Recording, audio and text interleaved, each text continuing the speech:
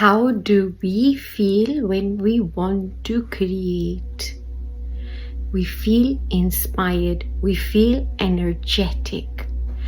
How does creative potential first rear its head inside of us? Through sexual energy. Sex is potential, not the sex between a man and a woman, or a woman and woman, or a man and man, or sex that is born of a neurotransmitter or a hormone for which the mind will go through length and breadth to obtain. No. Sex at its purest potential, in its purest form, is a vehicle for creation. It's a vehicle for experiencing a physical manifest reality. Sex at a higher level is the hieros, gamos. It is the coming together of the manifest and unmanifest. So the seed and the sperm. It is coming together of these. The Shiva linga is one such example of going from that which has no form to that which does, bringing the two together to then create form.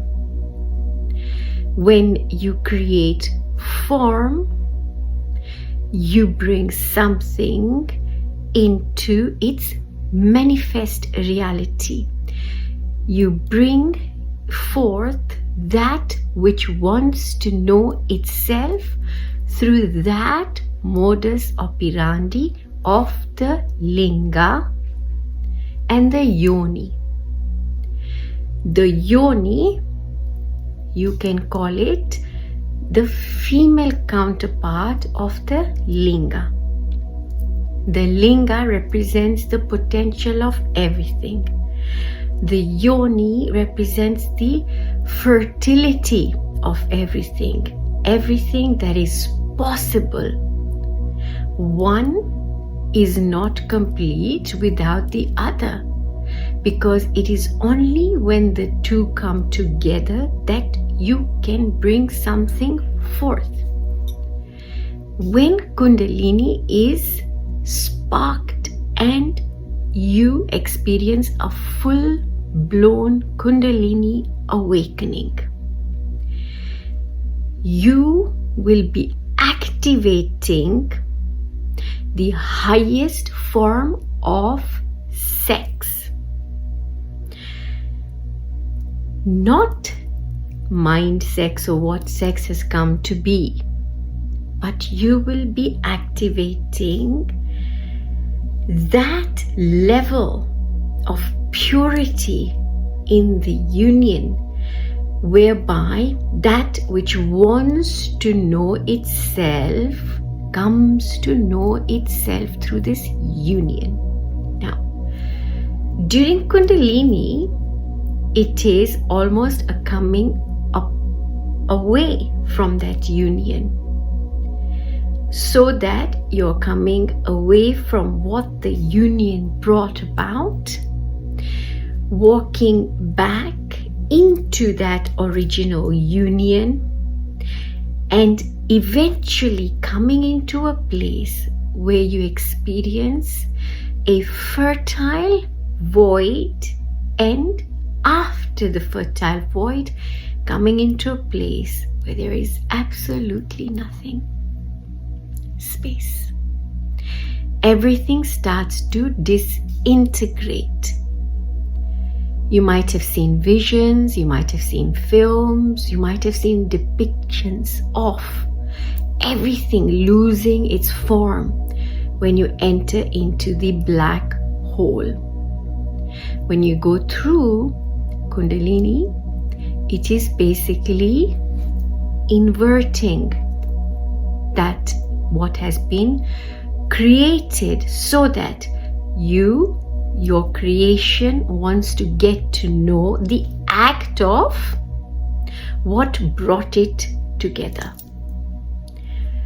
That is why one of the very first stages in a Kundalini awakening is an extremely heightened state of a sensory experience that is associated with our sexual organ. But with a consciousness that is ready for this, it will not be translated into an urge, which requires an action that you may be accustomed to from before you knew about this. So it's a reference that our memory will call upon, because that is what we have been used to doing about such a sensation. Except this level of sensation or this level of sensory experience will bring with it a type of sanctity. But not everyone will experience that. Why? It will depend on where you are on your continuum of consciousness. Which is why, without Kundalini having a complete free reign of the sushumna nadi, the merudanda, the middle,